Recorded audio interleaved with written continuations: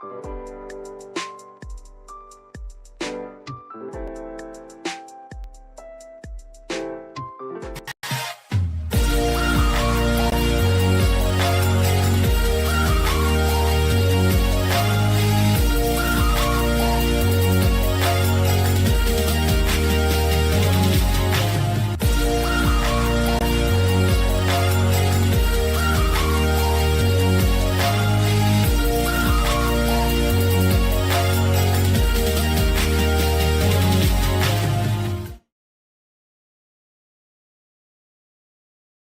the camps.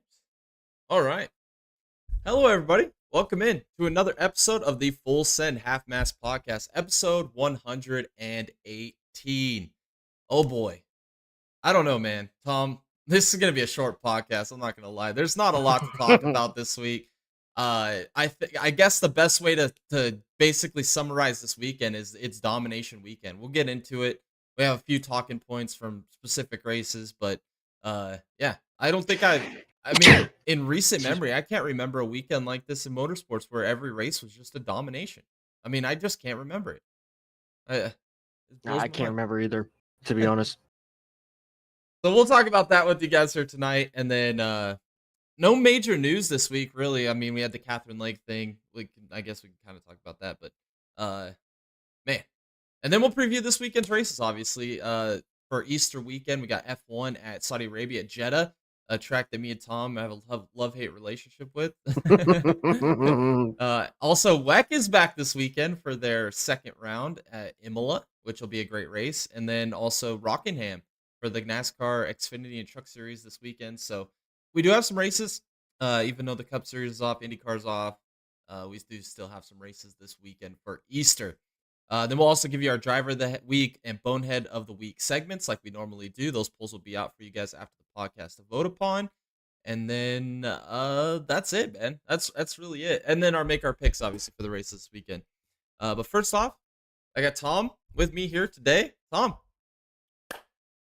how we doing, man? One day closer to Dega. 8 days. I know, man. I'm so excited.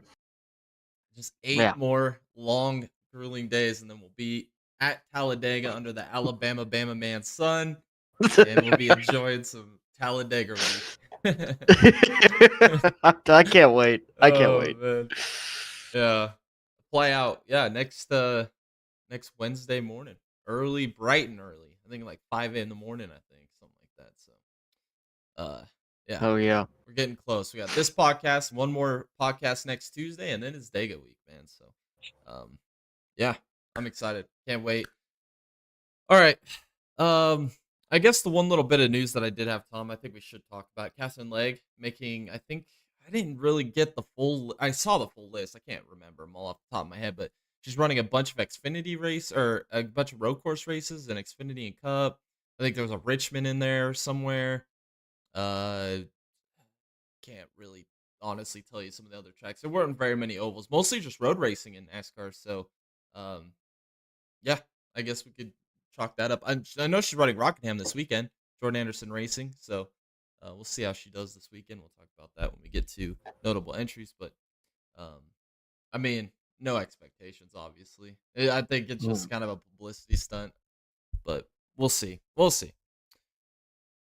All right, Tom. Let's start with the truck race, man. This weekend at Bristol, man, it was rough out here, boys. I mean, I was thinking like we could come on here this week, Tom, on this podcast here on Tuesday, and I thought about this all day yesterday. I was like, man, how the hell are we going to talk about this weekend's races at Bristol? And I was like, you know what? What have we done for the last year and a half? We've come on here and bitched about the same things that we could come back on here and bitch about again today. But what's the point, man? It's like talking into a brick wall, dude. It's so bad, man. Like, I don't even know, man. I had some great analogies for this, but I don't think I'm gonna share them because I was thinking about it when I was like 2 in the morning, dude, delivering somebody's Taco Bell to him, dude. I'm thinking about some random stuff, like analogies for this weekend.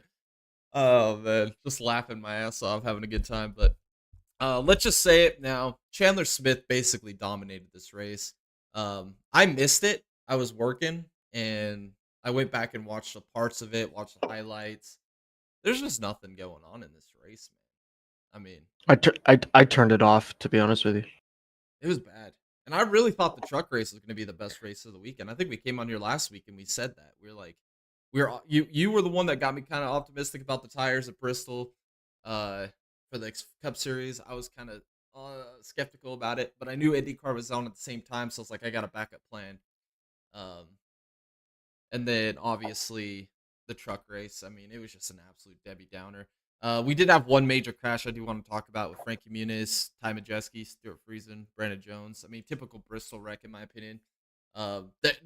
Let's just put it in perspective how terrible the broadcast is that we didn't even get a good replay of that.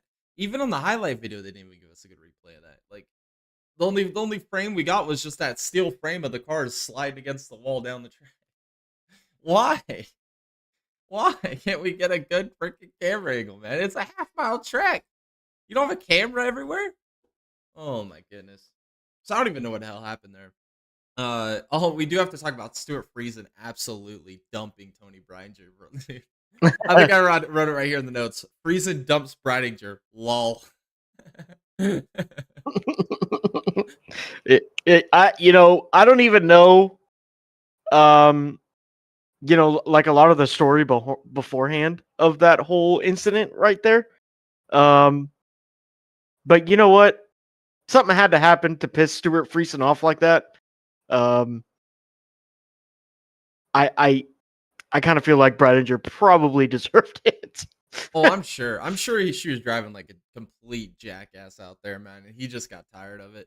Which I mean, I would too, man. Honestly, if somebody was driving me like a complete asshole, and when you can't pass, and you're like Yeah. just trying lap after lap after lap, and you finally get a chance to the inside, I don't blame him, dude. I don't blame him at all, man. I would probably do the same thing. No, I probably wouldn't do the same thing. But dude, I feel like you would have to be that frustrated. I think Lane Riggs, that comment that Lane Riggs made, pretty much summarizes the entire NASCAR state of the sport right now. I'm paraphrasing here because I don't exactly have the full quote right in front of me, but he basically said NASCAR out NASCARing themselves is basically the way I summarize it. I mean, they just keep ruining every little minor aspect, minor detail of all of NASCAR racing, man. And that's a lot coming from Lane Riggs because I personally think Lane Riggs is probably one of the top 10 prospects in the top 4 national NASCAR series right now. That's not cup racing, I guess. That's just the way I feel. I think he's got a lot of talent, and when he says he can't pass and he can't make moves and he can't use his driving ability, he can't use his tire saving ability, his short track ability from all the late model stock racing he's done in the past. I mean, that's saying something, dude. Like that's just embarrassing at that point.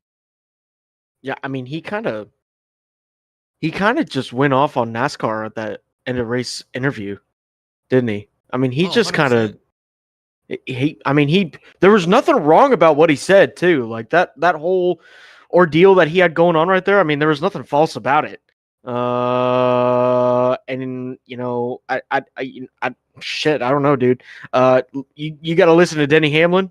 As much as he can be a crybaby sometimes as well, his hot takes that he has on his podcast are freaking mint.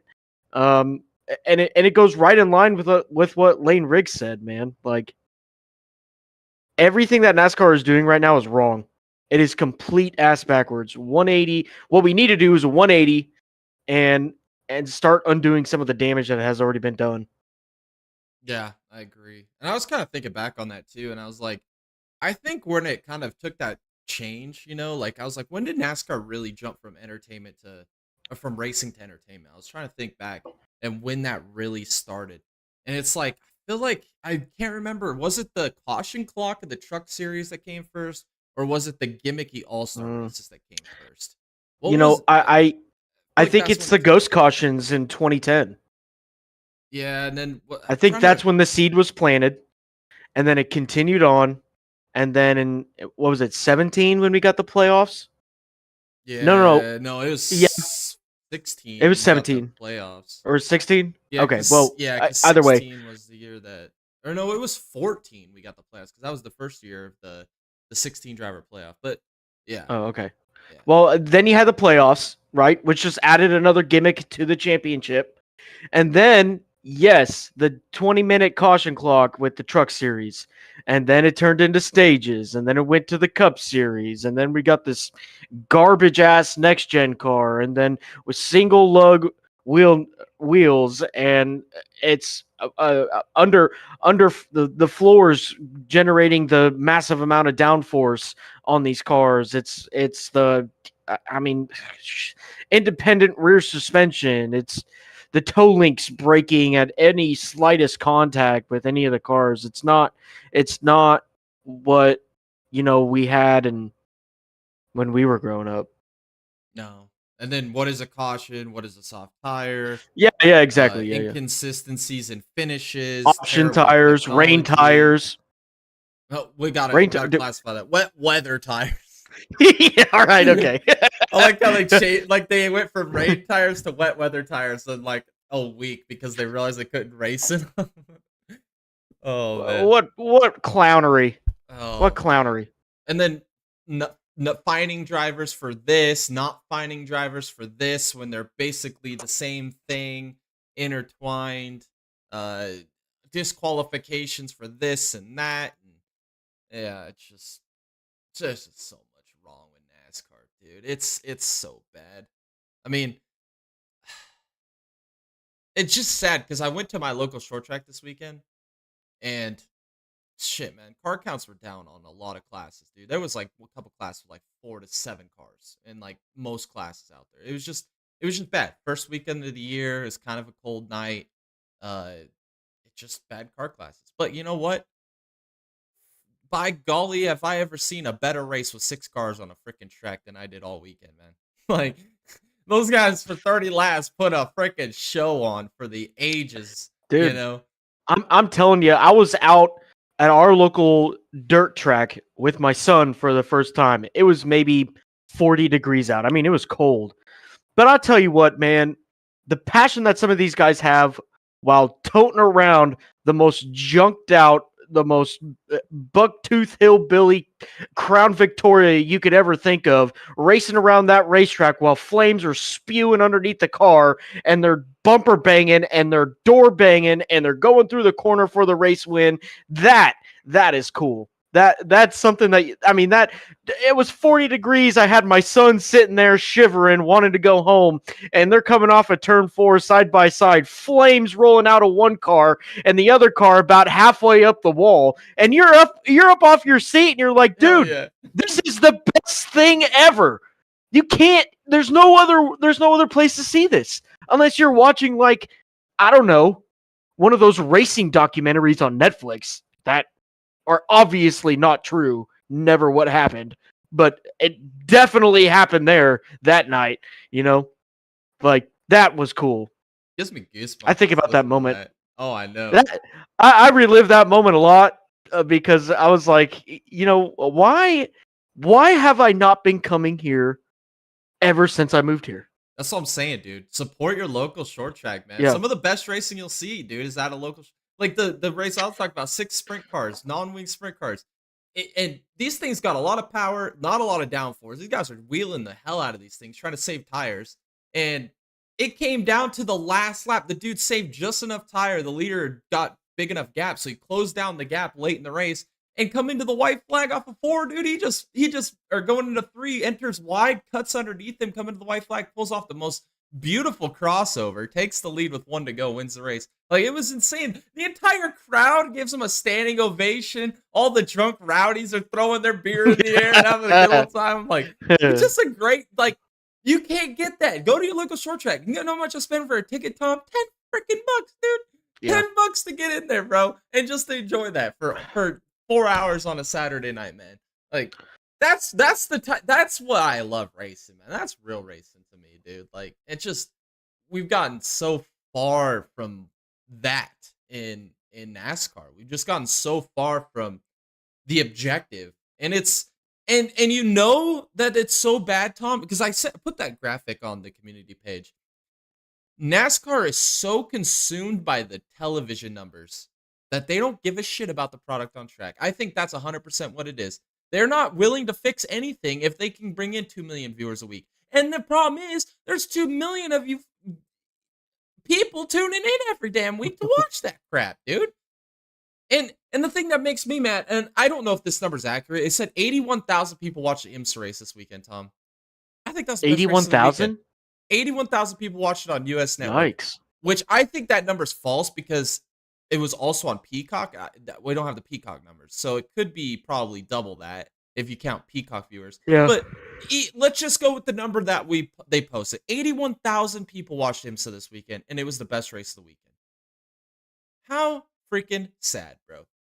But 2 million people tuned in for a follow your leader with tires that could last an entire race at Bristol. Sad. And only 500,000 people watched the IndyCar race on Big Fox. It's crazy.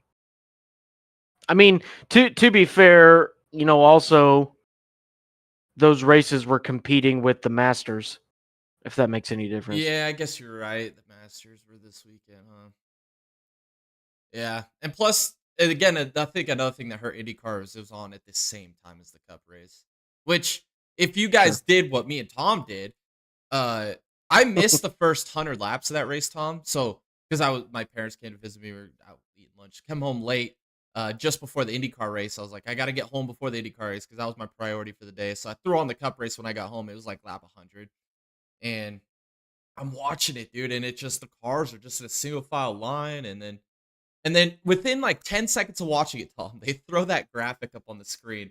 This is the track at the start of the race on the top, and the track of the now on the bottom. And they looked identical, dude. And I think I texted you. I was like, that graphic is all I need to know. And I turned the thing off. Couldn't watch any more of it. I just knew it was terrible, dude.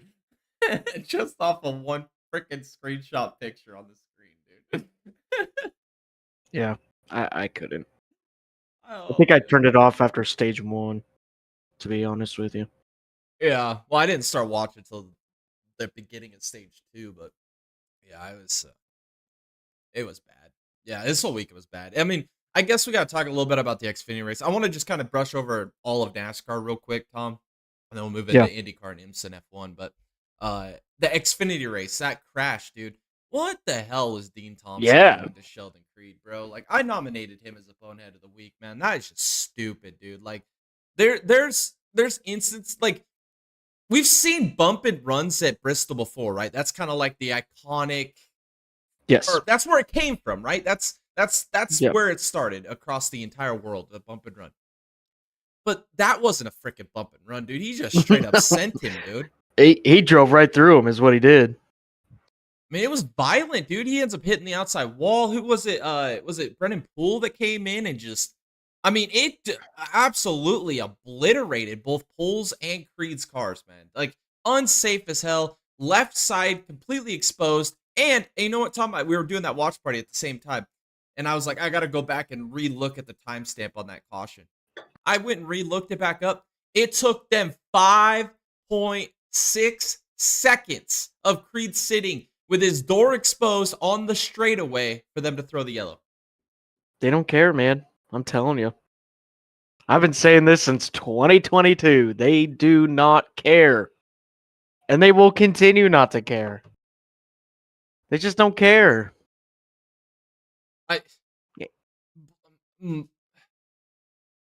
That's a disgrace. That's an absolute disgrace. And there's a point that I want to talk about when we get to that F1 race too with the yellow, because I don't know, we might disagree on it, but this is kind of my point, man. It's like we've bitched a lot about safety over the last, I don't know, year and a half, and like these inconsistent cautions, and like what is a caution, and you have to play mental gymnastics in your head to justify how this was a caution and this wasn't, and why this was a fast caution, this was a slow caution, or just the same bullshit we always have to do. And then when the F1 race happened, which we'll talk about, Carlos Sainz, it was a safety car for debris. And looking back on it, in the moment, I was really frustrated. I was like, we did not need a safety car there. But then now, like, thinking back on it, I'm like, well, you know what? If they didn't throw it and somebody got hurt or got a puncture on a car, like, I would have been pissed. So I would rather maybe just take the the caution that I'm not too happy about for debris, just because the consequences on the other end I think would have been worse, or the optics would have been worse, and I'd have been even more frustrated. So I can't really be too mad about it now, thinking about it with a clear head on a Monday. That was like my Monday water cooler couch couch crew chief uh picture in that one. But yeah, Larson dominates both the Xfinity and Cup race. There's really nothing else to talk about. Oh, the last thing we do need to talk about with the Cup race is uh that damn freaking loose wheel. You said it in your explanation with NASCAR, but dude, another freaking loose wheel, man. This is my biggest pet peeve with NASCAR.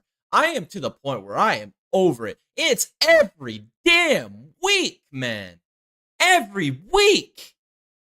Oh, 1 second. For some reason your audio just cut out again. I don't know what the hell's going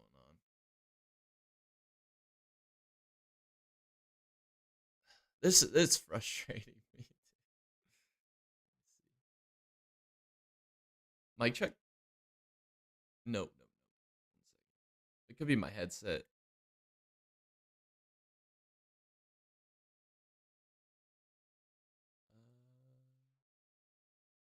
Check. Test. Oh, we're good. All right. I'm sorry. All right. Continue with your. Oh, good. Yeah. So I'm pretty sure I put it in our Discord. What's it gonna take for NASCAR to care? Look, we've been talking about this failed experiment with Jamie Little. Mm-hmm. This single lug wheel is a failed experiment. It has failed. It's every weekend we got a loose wheel. And this weekend, you were inches away from a tire rolling at 20 plus miles an hour, a heavy ass tire with the wheel and tire assembly, just barreling down, barely missed a guy. Just for it to hit a car. I think it did hit the gas man barely. Like, I think it hit the can. Yeah, it did. Him. But yep. Yeah. Yeah. But what's it gonna take? Is it gonna take somebody getting seriously hurt on pit road for NASCAR to do something? I mean, it took the retirement of Kurt Busch, the head injuries from Alex Bowman, and countless others for them to start changing some construction inside the roll cage for the car. I mean, how stupid is it to make the same mistake twice in the matter of how many races? 70? That is so dumb. That is so dumb. What's the definition of insanity? Doing the same What thing is it? over and over again with expecting different results. Yep. Exactly. This is insanity. This is crazy. This is craziness. I don't know how anybody can sit here and defend this. Not even the execs in NASCAR. How can you defend this? It doesn't even align with OEMs, dude. They still use 5 lug wheels. How is this happening? Truly. Yeah, it's ran its course. I mean, I think it's a failed experiment. I think NASCAR this offseason needs to just go back to the drawing board, and we need to. I know we're not going to be able to get a new design car by next year, but we need to take this car in this offseason, and we just got to absolutely strip it down to its bare bones and restart. Let's get rid of the underbody. Because that's obviously going to kill somebody, because it turns these cars into a freaking airplane that the Wright brothers would be proud of. We got to get rid of the single lug and go back to a 5 lug setting. We need to get rid of the rear suspension, or the rear independent suspension. We need to get a different steering box on these cars. It's just absolutely ridiculous. We need to get narrower tires, softer tires. I mean, we got to get rid of the stupid diffuser on the back. We got to get the cars more glued to the ground like the Gen 5 cars and the Gen 6 cars were. I mean, there's just so many things we have to do different. And this offseason, it needs to happen. Again, for like the 50 millionth time we've talked about this, there's 2 ways to fix this car. Tire, either width or compound. There's 2 ways. Actually, there's 3 ways then. So there's 2 ways there with the tire. Or you add 300 horsepower. Yeah. Then you got 850. You're rolling around at every track, putting 2 black marks from corner exit to corner entry, and you don't even need to factor in the tires because tires are being blown out. You don't have to worry about it. So again, I don't know how many times we got to go over this. It's the same shit week in, week out. The same crap happens every freaking weekend to the racing product, from the racing product to the tires falling off, endangering people, to NASCAR don't even know what a freaking caution is, to these freaking stage breaks that are terrible. They're garbage. They are terrible. Again, another failed experiment. Get them out of here. What's the worth of it?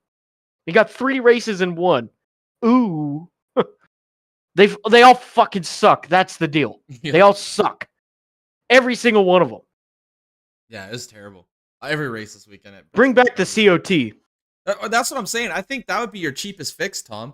Let's just get the Xfinity cars. Let's take 100 horsepower out of them. Let's get them down to 650. And let's actually leave them at 750 like they are now. Let's bring the Xfinity cars to the Cup Series, put 900 horsepower in them fuckers.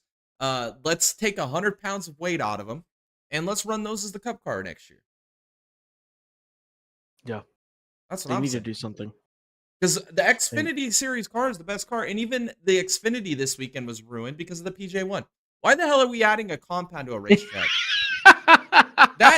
That has always pissed me off. Like I remember when they used to try that at my local short track when they did the long endurance races, like the 200 to 150 lap races and stuff. They used to try to put the Coke syrup down. And like it just became such a problem because it would just start freaking scarring the tires so bad. It would just absolutely destroy them. So they quit doing it. And guess what? The racing product got better. Got fucking better, dude. Yeah. Because it naturally wore the tires instead of manufacturing wear on tires. Because you were trying to create grip, but all you were doing was you're basically just killing tires. I don't understand why we still put a compound on the track. It's the most outdated, barbarian insanity thing you could ever do. I mean, even Lane Riggs bitched about it, which honestly, if I'm NASCAR, I'm listening to a guy like Lane Riggs. Like, Lane Riggs knows what the fuck he's talking about. He's been around this shit his whole life, dude. His whole life. This is all he does is short track race. He grew up racing late model stocks, pro late models, legend cars on short tracks his entire life. Like, his dad, Scott Riggs, was one of the best short track drivers on the East Coast back in the day. Like, this is his life. And if he's over here bitching about that, listen to him. He might only be 18, 19 years old, but he's got way more knowledge than those dumbasses sitting in NASCAR's executive room. Like, oh my goodness. There's nothing else to talk about in NASCAR, man. We could rage and rant like we do every week, but I'm done. I can't talk about it anymore. So, Chandler Smith, Kyle Larson, 2 dominant guys this weekend at Bristol. All right, let's talk about, in my opinion, Tom, I think this is the best race of the weekend. I think the IMSA race just absolutely nailed it. I mean, dude, that battling halfway through the race in the GTD class was absolutely thrilling, dude. We're door banging, we're bumper banging, bumper business, pulling off slide jaws, we're pulling off crossovers. I mean, dive bomb moves, we're pulling off late apexes. I mean, that was insane, man. That was some of the best racing. And then it got even better when we saw the GTP traffic coming up into it. And we had like 8. I remember that one view. It's like freaking ingrained in my brain. When you had the 6 GTD cars basically side by side going down the back straightaway. And then the 2 GTP cars flying and swerving through them. Yeah. Dude, come on, man. How is that not just the best Prime racing, time. dude? Like, IMSA never freaking disappoints, dude. Like, if you have a weekend like this where everything was just dominated, and even the IndyCar race, which the IndyCar race wasn't bad, it just wasn't A tier either. We'll talk about that in a minute. But I think the IMSA race delivered. I mean, if you were looking for pure racing, pure strategy, and just great battles, and a clean race. I mean, the only incidents, which we'll talk about here in 1 second, I do want to mention those, but you had it. You had everything in the IMSA race. Everything you could ask for out of a race, you got it in that IMSA race. The best cars won. You had great battles throughout the day, great strategy, great drivers being able to do great things, and then a little bit of chaos too, which we're going to nominate. We got to nominate this guy, man. Oh, man. Casper Stevenson, man. I think Tom called it like 15 minutes before it actually happened, dude. Because every time he would enter the corner, dude, he just took a straight launch into the corner. Like he didn't like open his entry up to try to like hit the apex. He was just shooting straight across the apex every time. And Tom's like, that guy's gonna kill someone. I was like, dude, I think you're right, dude. Next thing we know, dude, he ends up just absolutely demolishing the JDC Miller GTP car, dude. Killed him. In turn 6, dude. Oh my god, bro. A bonehead. And they were running, what, P2 at the time? Stupid. It was just dumb. Through the race. But yeah, away. like we saw that whole thing happening. I mean, there was writings on the wall stating, you know, watch me, I'm gonna screw all this up. The best part about it though is the broadcast did an amazing job because they saw it happening just like we did, and they left the camera on him for like the next 10 minutes straight. Yeah, they did. Every time he was going into turn 8 or turn 6, just straight. Oh man, joke. Oh goodness gracious! I'm gonna nominate him as Bonehead of the Week. That was just dumb, dude. Also, we got to talk about this too. Well, let me mention that other incident real quick. The Forte and the AWA. That was unfortunate, man. Going into turn 8, I believe it was off the little kink off of 7. So yeah, into turn 8. The Forte. I felt like they opened their entry up way too much, and they were trying to. I don't know. I think he was indecisive. He wanted to make the lunge to the inside and make the pass there. If he wanted to maybe get a good run off the corner and drag race him down the back straightaway, I couldn't tell what happened. But he just absolutely just whatever he was trying to do indecisively, he ended up running the AWA right into that tire pack into turn 8. That was unfortunate as hell. That was one of our safety cars there. I don't know. Maybe I'm wrong. Maybe I saw it wrong, but I just felt like he just was indecisive on whether he wanted to make his entry earlier or later. It was the weirdest thing, man. And I didn't expect that of Forte either, man. That was, I like Forte. I really do. They're the only shining light for the entire Lamborghini manufacturer. I think they're the only thing that's keeping that manufacturer alive in any type of motorsport. Oh, man. We do need to talk about the number 93 Acura and their damage and assessing it under green. What the hell, man? Yeah, I mean, I don't know why none of that could have been looked over during that caution. I still don't understand what happened. I mean, maybe you know, but I don't. I don't know what happened. Yeah, I was hoping you would know because I don't know either. The only thing I could suspect is that maybe IMSA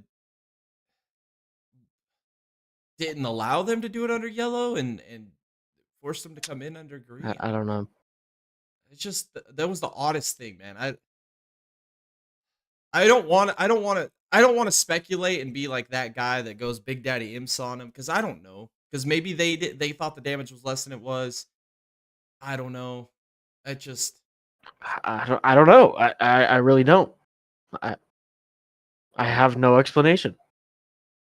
Yeah. I mean, it was just add that to the laundry list of terrible Acura weekend, man. I mean, me and Tom had Acura winning this race coming in. I mean, Acura has been dominant at Long Beach for years, and they were terrible, man. Like, I did not see that coming, dude. It's gonna be a long year for Acura. I think their season is done. I mean, we'll talk about the points in a minute, but it ain't looking pretty for a lot of teams, but especially Acura, man. Acura is they're done. They're done. Yeah. And then also seems like it. Yeah, and then also Cadillac, dude. I think we talked about it during the watch party. I think it's the Ganassi effect, man. Cadillac with Wayne Taylor this year, terrible. And Wayne Taylor was holding that Acura banner for the last couple of years, and they were the best team in Acura.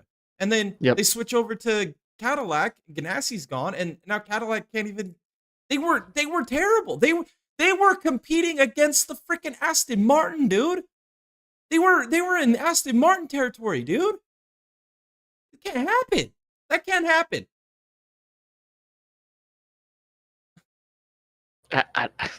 It's undescribable. I would. It really is. I don't know what to say about it. I really don't. And then BMW. I mean, BMW out BMW'd themselves this weekend, man. They qualified 1-2. They literally look like the dominant car this weekend. They led the first 20, 30 minutes of the race. And then they completely botched their pit sequence. They biffed it. They biffed it. They biffed it so bad. They had the perfect opportunity to win Long Beach, and they didn't. They didn't do anything to secure it. They just I don't know. They didn't do a damn thing I mean, worst case to scenario, they could have at least got one of the cars at the top step of the podium. You know, they could have went off strategy with the other one, but they did it with both. yeah, both of them. It's just, well, the problem is they didn't pit when the pit lane opened on that first safety car, and then Yeah, they what come the back fuck? in the next time by. Makes They no went from the sense. lead to like sixth, never recovered, and handed the race to Porsche. Porsche goes 1-2. Porsche Porsche 3 in a row, dude. They're It's unbelievable. over. It's going to be over. It's insane. I mean, Yeah. what can't Porsche do? I mean, they're good. They're gonna win every damn race this year at this point, dude. They're unbelievable. Yep. Oh. And then talking about botch pit stops, let's talk about Vassar for Sullivan for a little bit here. I mean, goodness, basically the same problem. They just had a terrible slow pit stop. Good God. And then The one time that they could redeem themselves. And the thing that sucks about that too is that Parker Thompson, just did an amazing job in his first stint. I mean, what was Vassy up like before that first safety car? They were up by Like 3.5 seconds. No, I think it was like 6. Oh, was it? It had to have been more than that. They were up by a big amount, and it was like, dude, Vassy's got a piece today. And then they get that pit sequence under the safety car. They lose the lead to the Rexy Porsche, and it was over. Yeah. It was done. I mean, unbelievable. I guess the last thing I want to talk about is poor poor DXDT Racing, the number 31 Corvette with Tommy Milner, the Turbo Tommy, Yeah. and R.I.P. Wickens, man. Wickens did a good job in his first stint. He didn't gain any position, didn't lose any positions, maintained track position. Milner gets in the car. He drives him up to what? Battling for P4, P5? And then No, I thought Wickens brought him up to P10. yeah, he But might didn't have they brought him start up. like P16? Yeah, they did. Yeah, you're right. Wickens did actually get a few more spots than that. Yeah, they didn't start very well. But yeah, so Wickens did a great job. And then Milner gets in the car and he brings them up battling for P4, P5. And then they get that freaking damage, the same as the Acura. And then they have to come in under green and fix their damage too. Completely killed the race, man. That sucks, man. Oh, It's the same thing that happened at Daytona too. dude. Same thing. Unfreaking. It was BMW again, dude. Yep. We talked about it during the watch party. We're like, man, Tommy Milner's gonna have PTSD after all this BMW carnage he's getting involved in. I mean, the damage looked the exact same, dude. Like, honestly, that T-shirt, you can make a second one just without the middle finger, and that's what the car looked like. Yeah, right. Oh man, I do want to talk about that crew member though. That dude was built in an absolute unit of a man. This dude comes up to the car, grabs Wickens like this, bear hugs him, and just picks him up like he's a freaking toddler and just freaking walks him over to the pit wall. Dude, what a unit of a man, dude. Like, that dude needs a raise, bro. That was impressive as hell, dude. Like, I'm like, dude, that dude, I wonder if he used to be like a WWE guy or something, man. Like, that dude was a freaking unit, man. That was impressive. I don't know. That was There's impressive. just something about that. Just I was in freaking awe. I think I even mentioned during the watch party. I'm like, what an absolute unit of a man, dude. That was impressive. That was cool. We do got to go over point standings for the IMSA series though, because I think it's over, man. I just don't, unless we see an absolute colossal failure out of Porsche I mean, biblical proportions, dude. I just don't think it's gonna happen. But Porsche's up 123, the number 7 over their team car, and then they're up 265 points over third place, the number 24 BMW. I mean, it's over. It's a wrap, bro. Yeah. I mean, if I did not have that on my bingo card, we can't during the offseason, if somebody would have come on this podcast and with a hot take and was like, hey man, I think that the IMSA championship will be over by race 3, I'd have been like, you're an idiot, bro. Like, you're dumb as hell. And it is. I mean, I don't see a pathway for anybody else to win this championship. I don't see it. Not with BMW's strategy. not with how trash Acura and Cadillac are. And that's the only competition. What is the other competition? There is no other competition. That's it. It's over. It's a wrap. Yep. I agree. Unbelievable. GG's. Freaking Porsche Penske does it again. Unbelievable, man. I mean, I said this during the watch party, and I think I've said it a few times since on a few podcasts, but I think Nick Tandy's working himself into being a GOAT of sports car racing. I mean, I know everybody's going to be like, oh, Christensen with all of his 24-hour Le Mans wins and this and that, but nobody's ever won every major 24-hour race in the world. Nick Tandy has. And Philippe Nasr, man. He is becoming the closer. I think he is the best closing driver in motorsports right now. I don't think it's even close. I don't think there's anybody else that could. Tandy gets in the car, he gets him to the lead. They bring in Nasr. Nasr's only job is to maintain the gap. And he doesn't only just do that, he builds a gap. And has no worries doing it. Doesn't make any mistakes. I mean, I think with Nick Tandy's ability to put that car in the front, with his consistent lap times and his great overtaking ability, the team strategy is amazing. And then having the best closer in the game, this team's untouchable. Absolutely untouchable. Unbelievable. Oh, and then Lawrence Vantor, we got to talk about him because he won the GTD race with Porsche in the 911 with Rexy. He's won all 3 races this year too. Won Daytona, won Sebring in the GTP car, and then he jumps in the GTD car and wins again. So, we've had 3 races, and the same 3 guys won all 3 races. Granted, different classes, but still, unbelievable.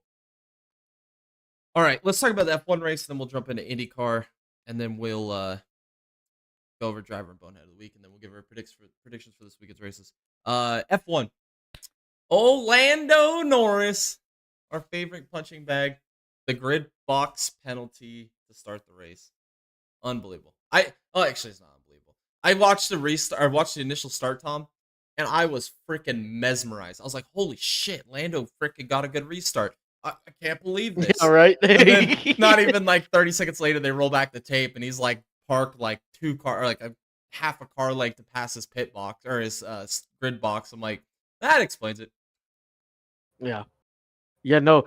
I saw the onboard of Max Verstappen's car, and you can see right as he pops the clutch to go forward just a little bit, it's like Max was just locked in, man. He instantly turned his head over and he radios in Lando's out of his pit box or out of his grid box. And I was like, man, that guy's on it. You know, dude, he sees the race as different than everybody else. He's just built different. He's just different. Yeah. He's different. Oh, man. But Piastri dominated, man. Again, another dominating race. Piastri is a beast, man. Like we said last week, he's never going to win a world championship race for McLaren. It's not going to happen. They're going to screw him out of it some way or the other. They're going to give it to their token child. But I think Piastri right now is, I mean, we've said it. He's better than Lando Norris. I mean, it's not even close. I mean, we've said that for the last year and a half. It's just is what it is, man. He's just that good. And we kept saying the one weakness he had was qualifying. Well, he's got it down, man. He's got it down. He is the best driver at that team. Definitely with the car that he has, the capability, he should be a world championship this year. Yeah. Will it happen? No, not at all. They're not going to let him win it. But damn, another great dominant performance. I mean, that race was never in doubt, dude. Like, never any point during that race, even when that safety car came out, which we'll talk about in a second, never in doubt. I mean, just absolute dominant performance. It was awesome to see that. We don't really see races like that. It was like Max Verstappen-esque dominance is what it was like. I do want to shout out George Russell. I called it on the podcast last week, dude. I said, George Russell's going to win this race. He looked like he was going to have pole there until Piastri got him there in Q3 right at the end. And like I say, man, he's the best B driver in all of F1. He's the guy. If he qualifies second, he's going to finish second. if he's gonna take the car he has, he's just gonna finish where he needs to be. Except for the end of the race, at the end with the dramatics, where he was having all kinds of car issues and everything. Is like DRS flag. Yeah, the DRS deal. That almost became a big deal. But then they found out that he gave up 3/10 in the next corner after he or whatever happened. Kind of sounds like he activated DRS a little too soon because they went into manual mode Yeah. with the DRS deal. But yeah, it almost turned out pretty bad for him, I'm but glad it worked that out. Big Daddy FIA did not step in there because Yeah, me I too. watched the footage back or whatever, like the onboard, and it only opened for like a second, dude. It wasn't even open Yeah, at all that long. And like you said, he gave up the 3/10 anyway in the next corner because he knew that something was broken. But they were having all kinds of issues at the race because at one point they lost timing and scoring, and then they yeah. lost George Russell's timing and scoring was gone. They were having all kinds of electrical and technical issues during the race. So like I think FIA kind of went to the side of like, okay, I think we had a lot more issues than we thought. Why punish him? He did close it after a second. He did give the time back up. I'm glad FIA didn't step in on that one. That I Yeah. props to FIA. We give them a lot of shit, but they did good on this call. I Yeah. think that they definitely did the right call here. He secures a P2. Lando with the P3. Uh, how about Pierre Gasly, man? What a weekend and a week for Yeah. Pierre Gasly, dude. Qualifies in Q3. What he qualified? What P6? Yep. Ran there basically all day, and then gets edged by Verstappen there right at the end, man, for that P6. It gets P7, but still, amazing run for And Gasly. an Alpine. Crazy. First points of the year, unbelievable. Yeah. Yeah, and GG's. also shout out to Ocon too. Ocon didn't qualify very well. The team strategized well. They were some of the first people to come in and get rid of those soft tires because those soft tires were junk. The hard tires were the Yep. preferred tire for sure. And they were the first ones to come in and put the hards on. They were able to undercut like 4 or 5 guys, put him in points position. I think he finished P8. So another good run by Haas. Behrman even got points, P10. So, dude, it's a long, steady grind, but I think Haas is running right now where I expected them to run in the offseason. I think we even talked about it in the offseason in our F1 preview. We're like, this is going to be a big year for Haas. They brought the right guy in, I think, with Ocon. Behrman, I think me and you could both agree, are probably still kind of on the edge, on the fence with him yet, whether he's legit or not. I mean, I don't know. Maybe I'm misspeaking for you, but I think I'm still on the edge a little bit, whether he's that guy or not. But uh, I just really Behrman, you said? expected, yeah, Oliver Behrman, yeah. No. Yeah, and they're kind of right where I expected them to be this year. I thought they're going to be a points contender every race. I coming into the season, and here they are. Certain tracks benefit them better. We'll see how this weekend goes at Jeddah, but I'm impressed by Haas, man. They're making some strides. Yeah. Me too. And I hope they continue to get better. In fact, I hope that it gains so much momentum that they bring Toyota back in the sport. Yes, I that really would be do. perfect. I think that'd be a perfect fit for Toyota. Would be Haas. I think that'd be Yeah. a match made in heaven, dude. Um, Yep. That would be awesome. That'd be awesome. It would be awesome to see a new engine manufacturer in F1 because right now we're losing. We're gonna lose Honda. Honda, and we're also gonna lose Renault. So Yep. that'll leave us with 2 Mercedes and Ferrari. We need more. Well, I guess we're getting or we're getting Audi. Audi's coming in, so Yeah. and Ford, I guess. Well, not really building a motor, but Yeah, they're more building the technically, electronics. yeah, technically kind of Ford. I guess we could put a half on Ford. But yeah, I mean the race wasn't terrible. It wasn't great either. It was like one of those mid F1 races, but even a mid F1 race is better than any type of NASCAR race anymore. I I mean, mean, let's be honest here though, Jay. This was a very typical F1 race. yeah, exactly. It's very typical Completely in the normal. day and age that we're in. Yes. And that's what I want to talk about next is the point standings. I usually put the top 3 down, but I had to put the top 4 because right now your top 4 in points are separated by 14 points after 4 rounds, dude. We got Lando Norris leading 3 points over Piastri. He's got 8 points over Verstappen and 14 points over George Russell. And then after that, it's a big gap down to Leclerc. But dude, if you would have said coming into the season we'd have 4 guys after 4 races separated by 14 points, dude, this championship is wide open, dude. And we haven't even seen the Yeah. best out of Mercedes yet. I think Mercedes is just getting better and better every race. Or Ferrari. Yeah, I mean, well, we'll have to see if Leclerc can find his way back in because that'll be an interesting dynamic there with Leclerc. Well, we always know that Ferrari is really strong at the end of the season. Always, always. So I mean, we'll see those Ferraris get better over time, but um, it'll just take some time. It'll just take some time for those Ferraris to get back to the top. Yeah. But it's gonna happen. Oh, it always Like, does. Every time in the yeah, summer. yeah. Yep. Yeah. Crazy, man.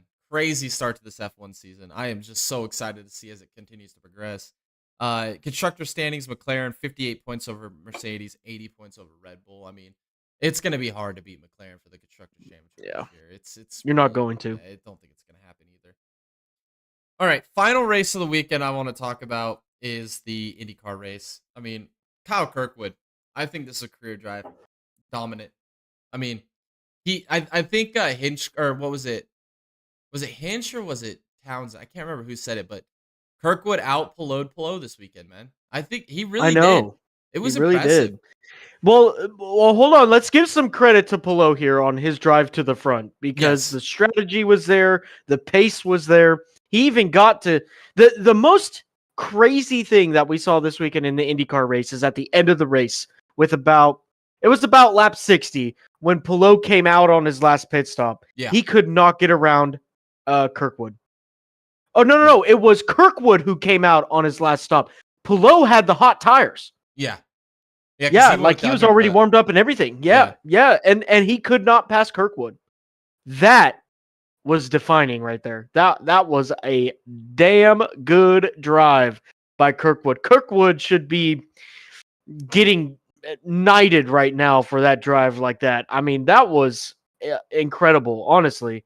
I saw a post earlier today, yesterday, King of Shorewood Drive or Shoreline Drive. Damn, dude, he's the king of freaking Long Beach right now. Yeah. He's 2 for 3. That's crazy. At Long Beach. Well, Eh, while driving for Andretti. I mean, he Right. drove for Foyt. We're not going to count that because it's Foyt. But Andretti, 2 for 3. And That's crazy. he's got all four of his wins are on street courses. It's Yeah, unbelievable. yeah, He's the best street course racer, I think, in IndyCar. I don't think it's even close at this point. He's the street yeah. course master. I mean, it's unbelievable.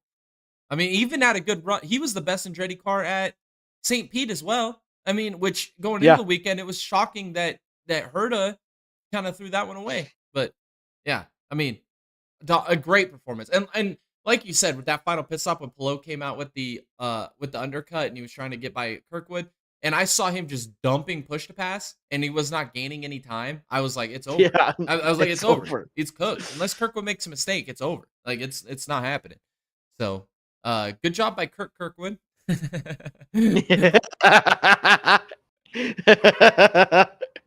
Oh, that was a great article, wasn't it? That's so funny, man. I saw that. I was laughing my ass off. Dude. That was so funny. Oh man. Oh. I do want to talk about two guys in particular. I think, well, three really, but two particularly. I nominated both as drivers of the week because it was both of their best career finishes in IndyCar. Stingray Robb, Ooh. career drive, man. I've been so down on him. I don't think he's got the talent, but dude, what a drive this weekend. I think that was a career defining drive. Can he build off of this? Carry this momentum? He's in pretty decent equipment. I hope so, because that was freaking magnificent. He led a lot of laps in this race. I mean, granted, off strategy, but that's what it was going to take to be able to get a good finish like he had, and that's what he did, man. They took a really bad situation with qualifying, turned it into absolute gold with their strategy and with pace. I haven't seen pace out of a Junko Hollinger car ever. I mean, besides maybe like Milwaukee last year where Cooter got a podium, but damn, what a drive by Stingray Robb this weekend, man. Super impressive. Yeah, it was a great drive, and it wasn't just like a finishing move that he had. He was in the top 10 the whole race. 100%. And I think what they said in the broadcast was perfect too, Townsend, because I think if that race was another 5 laps longer, I think he finishes P5. Yeah. He had the all lined up in front of him, and he was faster than all of them. I think if he had more time, he was going to get a top 5 out of that. Unbelievable. Also, Kiffin Simpson, the guy that finished right behind him, who was basically right with Stingray the whole race, with Ganassi, man, kind of the third wheel there. Really hasn't had any good performances in IndyCar yet. He had a great run this weekend too. He was right there with Stingray Robb. Same strategy. Late in the race, him and Stingray were basically nose to tail, driving up towards that long line of cars. Included Power, McLaughlin, Dixon, uh, Paddle War. There was a bunch of them in that little group there, but I think they said with Stingray. I think if there's another 5-6 laps in that race, I think Kiffin Simpson's also up there battling for a top 5. I mean, two guys that I think young drivers that desperately needed a good run, desperately needed confidence, momentum. They got it this weekend, man. I was impressed with those guys this weekend. Yeah, they did a phenomenal job for sure. Hopefully, we see more to come out of those guys because that was good to see, especially with Juco Hollinger racing. I think that was the biggest shine to it as well. Yeah, for sure. And then the last one I want to talk about, well, Penske in a whole, Newgarden, the seatbelt issue. We saw that out of Will Power last year. That derailed their race. They were kind of the first ones to get off that soft tire strategy early. They went 2 laps, went to the hards instantly, kind of changed the whole complexion of the race because everybody was like, well, soft sucks, so let's all get on the hards, you know. That's kind of how the race turned out. They were kind of the trendsetter there, but seatbelt issue late in the race, unfortunately. I can't Yeah. believe that happened twice at Penske. I mean, what are they doing over there? Are they not checking the I belts don't know. twice? Look, they're doing a damn fine job in IMSA, but they need to tighten up in IndyCar. Good Oh lord. man, their qualifying's terrible. I mean, Scotty Mack qualified good again. Strategy was terrible. Race was terrible. Yep. No pace. I mean, he's been the best qualifier all year for Penske, but no pace, no strategy. Will Power, Newgarden have no qualifying either, or have no qualifying, but they have good race pace. Again, like I wanted to say, there was a third driver I wanted to mention with a shout out. It's got to be Will Power, dude. Will Power, another amazing drive. It looked just like his drive last or at Thermal, and then where he started deep in the field, and by the end of the race, you look up and he's P5. Like, Yeah. like this dude would be a championship contender if they could just qualify better. I mean, Yeah. he shows his championship-esque driving ability, man. He found a way to get into the top 5 at the end of the race. So another great run by him, man. Penske, like you said, dude, they got a lot of work to do. Yeah. Oh man. All right. Point standings for IndyCar because this is interesting. We've got Palou leading with 142 points. 34 points behind is Kirkwood and 46 behind is Lundgaard. And then also notable, Rosenquist. He's currently sitting P4 there as well in points. So, man, if you would have told me at the after 3 races of the IndyCar schedule that if your top 3 or your top 4 in points, I mean, I would have believed you with Palou, but Lundgaard, Kirkwood, and Rosenquist in the top 4 in points, dude. Damn, Crazy. this is a great IndyCar season, dude. Crazy. I mean, granted, it's early. We still got another, 15 races or 14 races or whatnot, but damn, dude. Unbelievable. Alrighty. Did I miss anything from any of these races or anything else that you wanted to talk about? I'm trying to think. I'm trying to look and see. Palou finished his second. He goes 1-1-2 at the start of the year. G. He's a G. He's gonna win the championship, dude. I mean, really, who's Not gonna at this compete point. with him? Penske Not at can't this point. qualify, and I mean, Dixon just doesn't look like Dixon right now, which he always turns up by the end of the year. But can he stay close enough in points before he turns up? That's the issue. And then McLaren just is mid. It's like, Yeah. and then you get and then you always get these one-offs with Andretti. You know, every year it's like Always. 1 or 2 races a year they look goddamn unstoppable, and then they just turn back into Andretti a week later. You know, it's like we'll see. Yeah. All right, drivers of the week for this week. These polls will be posted after the podcast for you guys to vote on. We got Pierre Gasly, P7 in F1, Stingray Robb, P9 in IndyCar, and Kiffin Simpson, P10 in IndyCar. Both of those guys having career best finishes. Boneheads of the week, Dean Thompson dumping Sheldon Creed, and NASCAR not throwing that stupid yellow for 5.6 seconds. That was just dumb. Casper Stevenson in the IMSA race, absolutely TKO in the Pratt Miller. Just unfortunate that the Pratt Miller had to be the victim. It could have been a number of 8 or 9 other cars that could have been the victim in that whole weekend. And then Lando Norris, his grid box penalty, instant nomination for me. 5-second penalty, threw away the weekend. Can't go Lando. Didn't he even lose like 3 spots after that safety car? to both the Ferraris and had to fight back past the Ferraris. I mean, this guy can't go to save his life. He I has to mean, freaking he's cheat to do it. garbage. He's garbage. I mean, he's straight garbage. He's so trash. Seriously, I mean, he had, let's think a couple years back here just for a second about all that big talk that Lando Norris had about, well, if I had the best car on the grid, I'd be winning too. Yep. Specifically digging at Lewis Hamilton. And shit, he's got the best car on the grid now. What's he doing? How many wins does he even have, like, up to this point of his career? Like 4? 5. 5? He's Oscar Piastri has now tied him for career wins. Jesus, dude. Tied him. A driver right there, boys. Ladies and gentlemen. A driver, Lando Norris.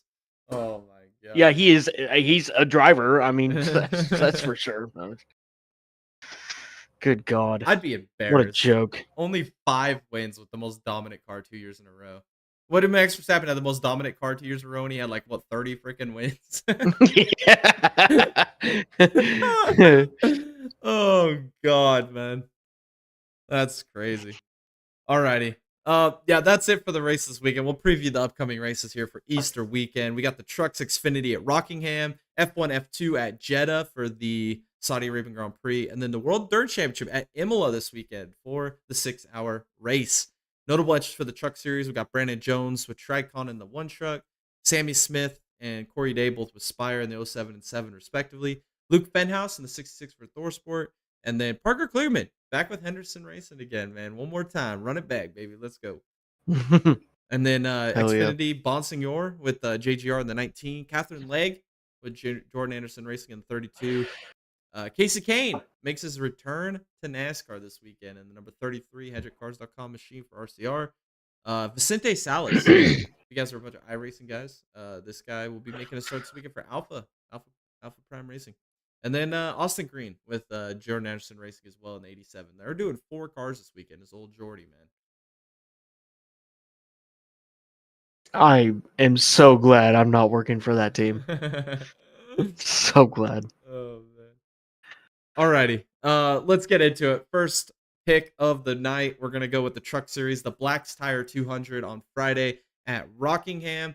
I'm going to go with Corey Heim this weekend. I think he's the most dominant driver in the Truck Series this season. I don't know. This is such a wild card race, Tom. I just really don't know who's going to win. We haven't seen really race at Rockingham in a decade or more, especially for the Truck Series. I'll just go Corey Heim. I feel like if he's a good pick to go for in a truck race if you don't know what to expect. My dark horse, I'm going to go with Caden Honeycutt. He's due for a win, man. He's getting so freaking close, man. They ran good at Bristol early in that race. Him and his teammate Bailey Curry. I was surprised how good they were running early. Didn't work out for him in the end, but I think Caden Honeycutt, he's going to be your next first-time truck winner sometime this season. Mark my word. First off, doesn't this race name sound like an episode from South Park? Black's Tire 200. Doesn't it? Oh, that's a good point. It's integrity right there. That's integrity right there. All right. So again, I don't know who to choose either. I mean, I was originally going to go Majeski, but for my favorite, but I think I'm just going to go with my normal picks. I really am. I'm going to go with Enfinger for my favorite, and then for my dark horse, I'm going with Muniz. I like those picks. I think the Majeski one is a good pick too. I kind of thought about the same thing as you, but you can't go wrong with Enfinger, man. He like we always say, is the Matt Kenseth of the Truck Series, man. He'll find a way. Alrighty, and then Saturday we have the Xfinity Series, the North Carolina Education Lottery 250 at Rockingham. I'm going to go with Carson Kvapil this weekend. I think Carson Kvapil gets his first career win at a place like Rockingham. I think this track is going to lend to his driving style extremely well. I think he's finally he's had this car figured out, man.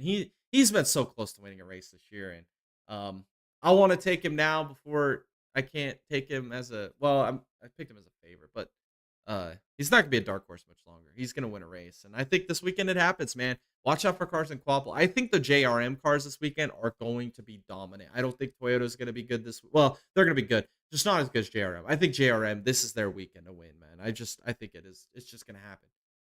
My dark horse, I'm going to go with Parker Retzlaff, man. again, I think this is a perfect track for him. He is so good on long runs. I mean, I don't know. I hate saying tire wear when it comes to NASCAR anymore, but I feel like there's gonna be some type of tire wear. I feel like you're gonna have to do a little bit of conservation. I think that Parker Retzlaff's really good on the long runs. If we get a late race long run, I think that's gonna work to his advantage. I think we see Parker Retzlaff back in the top 10 this weekend. Yeah, those are some great picks, actually. And honestly, I kind of wanted to bring up JRM with this whole this whole ordeal going on. JRM has just been extremely fast from the beginning of this year till now. Even at Bristol, at one point they were running second, third, fourth, and fifth.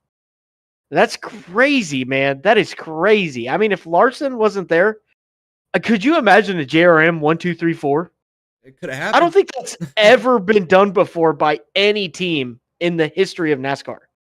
I'm just No, saying, it like did. It JRM. happened at Oh, Dover did for it? Hendrick Motorsports one year, Oh, well, never mind. but But not regardless, very often. Yeah. yeah, I mean it's a feat that everybody would like to achieve. But regardless, I think JRM is on one right now, and I think it's really hard to choose a driver other than JRM. And for that being said, I'm gonna go with Zilich. I think Zilich can easily get a win here. I think Casey Kane might actually be a contender. I do too. I think that you're going to have to absolutely keep him on your radar when watching the race. Just because he's been here before, he's going back with somewhat of a car that he's kind of familiar with in the NASCAR world. So he might be able to pick up some stuff. He might not be able to pick up on anything. Who knows? But he's actually going in decent equipment. It's not like he's going to Jordan Anderson Racing. You know what I mean? He's going to RCR, which they've got a pretty stout Xfinity program. So we'll see. I'm excited to see Kane out there on track. But really, the JRM, I'm actually kind of excited for JRM. JRM, I really do feel like they're going to do something this weekend. And then for my dark horse, I'm going with Retzlaff as well. This guy's freaking nutty, dude. This guy is just crazy. Shame on Chevrolet. Shame on Jordan Anderson Racing for dropping this guy. This guy is. I think this guy's the real deal. I think he can absolutely be like a Larson. Nobody knew him at first. Everybody was just watching him take those back marker cars and drive them to the front. That's exactly what Retzlaff is doing. I think he's got that special in him, to be honest with you. I really do. I believe in Retzlaff. I do too. I think he can do it. I believe in Retzlaff. I would have taken Sieg, but historically, their short track programs aren't that great. It's really when we get into the 1.5 miles, 2-miler, 2.5 milers, where the Siegs really excel. That's why I'm not choosing him for my dark horse. I'm going with Retzlaff. I like it, man. Hopefully, this is a great race, man. I love Rockingham. Some of the old Rockingham races were freaking awesome, dude. Get the Xfinity series there. And, I saw some pictures of the track surface too. It looks exactly like Atlanta before they repaved it. That's exactly. Some good signs, ladies and gentlemen. We might be in store for an all-time classic. And I like your take with Kane. I think Kane's going to be a factor, man. Will he win the race? I think it's going to be hard to do that with the limited experience that he's had in recent years in NASCAR, but I think he's a top 5 contender all day long. I really do. So it'd be cool to see him win, though. All right. The Saudi Arabian Grand Prix on Sunday for Formula One. Man, I kind of went back and forth on this because I feel like something's cooking over there at Mercedes, dude. I really do. I just don't know if this track is going to suit their car very well at Jeddah. Jeddah is a really weird street course. Honestly, I think Jeddah is probably one of the worst tracks to race on. If you're in a driver's perspective, we did that with our F1 series on YouTube, and me and Tom had nothing good to say about driving it. But watching Jeddah is one of the most entertaining races of the year. I mean, Jeddah is a fun race to watch. Driving it, not so much. But with that being said, I really wanted to take Mercedes. I really feel like they got some cooking, but not this weekend, man. I just don't think Jeddah's going to play to their style. And then I went back and I was like, maybe Ferrari could finally figure something out. But, I mean, what's the trend with Ferrari? They don't really turn up until May. I mean, May is kind of when Ferrari becomes Ferrari. Uh, so who's the best car on the grid? Who's the best driver right now? Or the best car on the grid, the best driver in the best car on the grid? That sounds good, Piastri. I'm gonna go Piastri. I think he gets his third win of the season. I think he takes the world championship standings after this weekend over his teammate wannabe Lando Norris. And that's just as simple as it gets, man. I think it's gonna be a great race. I really do. I think it's gonna be a lot of strategy. I think this could be a race where we see a big safety car with a major crash at some point because that turn one to turn two little chicane right there is freaking that's like must watch TV, man. We saw I think last year, or was it last year when K Mag was absolutely just wrecking everybody in there, and then he ended up parking the bus for Hulkenberg for like 30, 40 laps on half. Like he had like 8 cars lined up behind him for like 30 laps. I think we're gonna see a lot of some crazy stuff like that this weekend. So who knows? But for my dark horse, like I said, man, I alluded to it with the recap. I think Haas is cooking right now. I think they've got something working. Uh, I don't know, man. It's a hard team to judge because you go to a track, you're like, they're gonna be good here, and then they run terrible. And then you're like, oh, I don't think they're gonna run good here, and then they're good. I don't know what to think about Jeddah with Haas, but with that being said, I like Ocon. I think Ocon's a really good talent. I think he's probably one of the top 5 talents, top 6 talents in Formula One. I think he's gonna get points once again for that Haas team.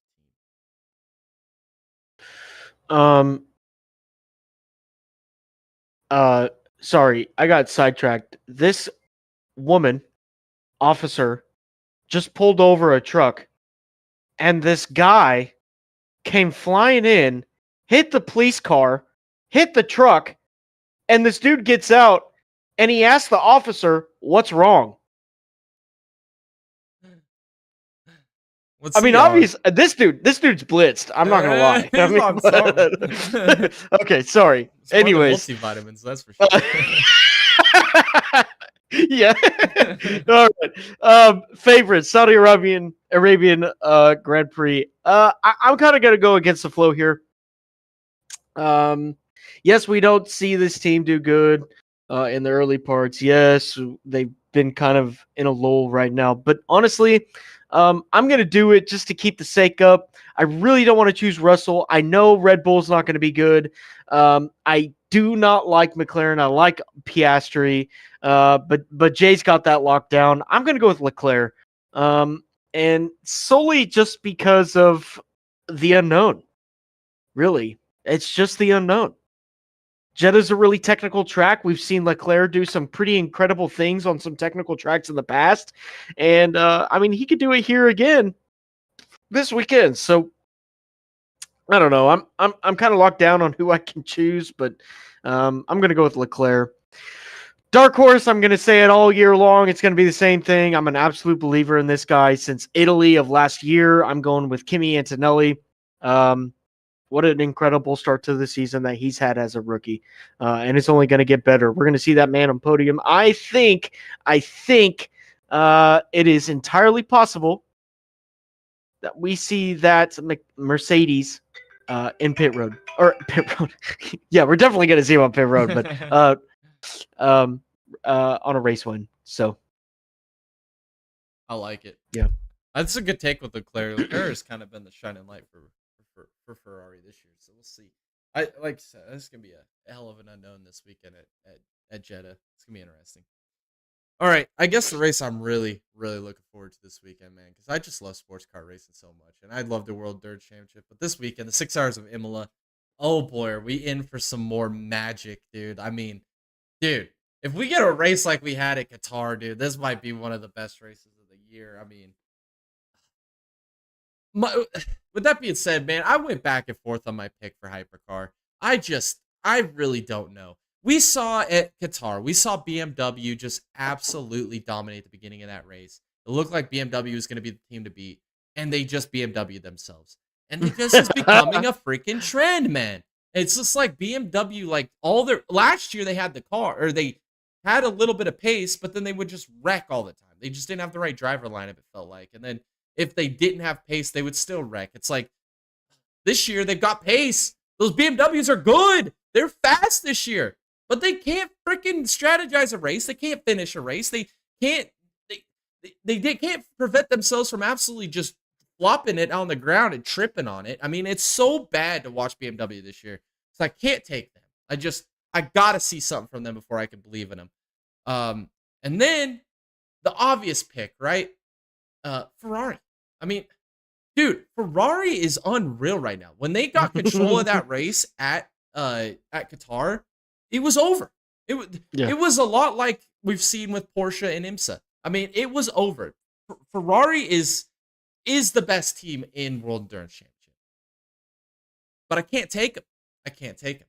There's a team that I know can go nose to nose fighting with Ferrari to the bitter end. And I just looked at the new BOPs earlier this afternoon with what we're doing going into Imola.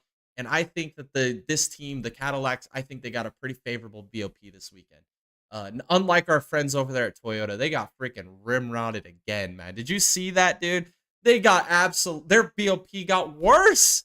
And they're not even a top 5 team. I'm convinced the FIA hates the Japanese people at this point, man. It's crazy. But I'm going with Jota, man. As long as Jota doesn't do anything stupid with strategy, they don't run each other over from the lead like they did at Qatar. I still can't believe that.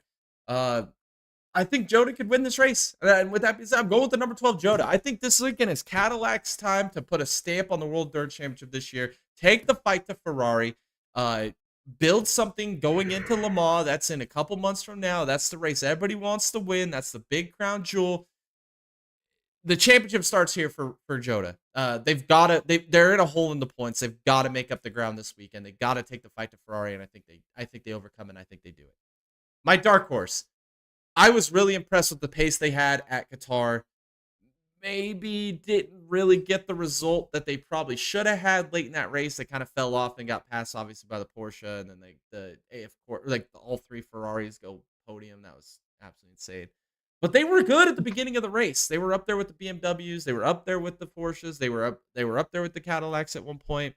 I think that the Alpine, I think that this team could definitely find themselves in the top 5. And if they're in the top 5 late in this race with strategies, the random penalties we see out of the FIA, I mean, we could see a random crash. I mean, anything could happen late in this race. And if Alpine could just put themselves in position, I see them on a podium step this weekend. Yeah, so I'm just doing this for shits and gigs, not going to lie. Just because Jay took the number 12 Jota, I'm taking the number 58 of Corsa. That's it. That's it. Fruit. No. That's exactly right. That's exactly why I took it. I mean, it's a great thing. Yeah. So, yeah. I mean, there's really no explanation. To be honest with you, when it comes to hypercar and WEC, I am specifically only cheering on that number 94 Peugeot, and that's my dark horse as well. Because I just think that's the most craziest thing that they've been doing the past couple of years. No rear wing. They couldn't make it work. They have a modified version of it now. Still can't make the damn thing work. And I just think at this point it's a freaking meme. I'm not going to lie. And I'm all about it. I love it. I eat that shit up. I'm not going to lie. They're doing what the French do, man. Try real hard. Yeah. They try really hard. Yeah. I think it's gonna be a great race, man. The World Endurance Championship with the 13, 14 different manufacturers. I mean, this is gonna be a crazy race. If it's anything like the Qatar race, whoa, we're going for an absolute show this weekend at Imola. Yeah. And then when it comes to GT3, I think this team goes back to back. They got the win at Qatar. I think they're gonna go back to back. I'm gonna go with the number 33 TF Sport Corvette. Man, this team is just quick, man. They were just so good. Like, to put this perspective, the McLaren dominated that race. But I don't think that they would have dominated if the freaking who was it? Not George Kurtz. It was Ben Hanley was behind the wheel, and he ends up spinning not Hanley. Who am I thinking of? I don't know. I don't remember. Ben Keating. God, so many damn Bens. Ben Barnick. Ben Hanley. We got all these Bens out here, man. But Ben Keating gets behind the wheel and he ends up spinning the car out. Then they end up getting an off-track penalty. And somehow, after all of that, they come back and win the race. I mean, if that doesn't show just pure pace, I don't know what does, dude. They recovered from every incident they possibly could have at Qatar. I think they do it again, man. I think this team's on another level. I wish it would translate over to IMSA. It just seems like they can't finish a race in IMSA. They can't keep the pace together. But in the World Dirt Championship, man, those freaking Corvettes are on a roll. So I'm gonna take them to win. My dark horse, and it's just purely because I just love watching this guy drive, man. I think he is an absolute Chad. He is a unit of a man. He is a beast. It's just a matter of time before this man finds himself in victory lane. And I honestly, I'm gonna be here for it. I will come on his podcast when he finally wins a race, and I will absolutely freaking uh, brag about him for 30 minutes on this podcast. I don't give a shit because I like this guy a lot. Valentino Rossi is driving in that number 46 BMW. If his teammates can keep the car together and we get some more of that Valentino magic, some of that Rossi magic whenever he gets in the car, it's pure freaking cinema, dude. He is an absolute tank, a beast, bro. He does things behind a race car, the wheel of a race car, that I sit back and with my jaw open, like, did I just see that? I mean, holy cow, dude. I mean, I remember watching Fuji last year, watching him just get these massive runs on the straightaway, and he'd enter extremely wide. He'd cut underneath the car, pull off the most amazing crossover you could, like literally textbook. Like if you were to teach a young Carter how to do a crossover, you just put on some freaking tape and some Valentino Rossi at Fuji last year. I mean, he passed everybody and the pace car like 3 times. I mean, it was insane what he did there. At Le Mans last year. I mean, the incredible drive that he had there. I mean, he moved that team up from like, I think they're running outside the top 10. He moved them up to a podium position in his one stint alone until his teammate binned it in the nighttime hours. And then even take him to Mount Panorama, like one of the most intimidating tracks of all time. He's out there freaking running right off the slicing and dicing. Leader, slicing and dicing. He's making moves up the bend up on top of Mount Panorama. I'm like, dude, chill, bro. Save some women for the rest of us, man. Goddamn. He was killing it, dude. I'm just a huge fan of this guy, man. I'm a huge Valentino Rossi fan. I'm pulling it for my dark horse this weekend. All right, there's my rant. There's my little bit of flower giving for the week. Yes, brother. Now, look, when it comes to my favorite, I kind of have 2 dark horses this weekend that I kind of believe in, so much so that I took such low-hanging fruit with the hypercar. I'm going to take 2 dark horses for the GT class. So for my first, or my favorite, I guess you'd call it, I am going to go with the number 46 BMW for everything that Jay just said. You've got a phenomenal driver with Valentino Rossi. If you can convince his teammates not to bend the damn thing, they'll be there at the end. And honestly, Valentino needs to start and he needs to finish. And that's just how it needs to be. I know that the start and the finish for these races are the most, exciting or honorable or however you want to put it, whatever. I don't care. What you need to do is put your best driver in at the start and the finish, and proven time and time again, it is Valentino Rossi, the best driver in that car right now. I think they could do that. I think that they can win this race for sure. I don't think that of course they're going to have the Corvette. They're going to have the McLaren to go out there and try and beat, but I think the BMW, the 46, they can actually go out there and take it to them. I really do. I think they can. For my true dark horse here, of course, I did it all last year. I'm going to do it this year. We saw some wins in IMSA with the Ford program. I'm going with the number 77 Proton Ford for the memes. I'm waiting for them to win a race. They can do it at Le Mans. I'm just waiting for their time, baby. Hell yeah. I like it, dude. I like it. Man, I'm so excited for this weekend's races, actually, man.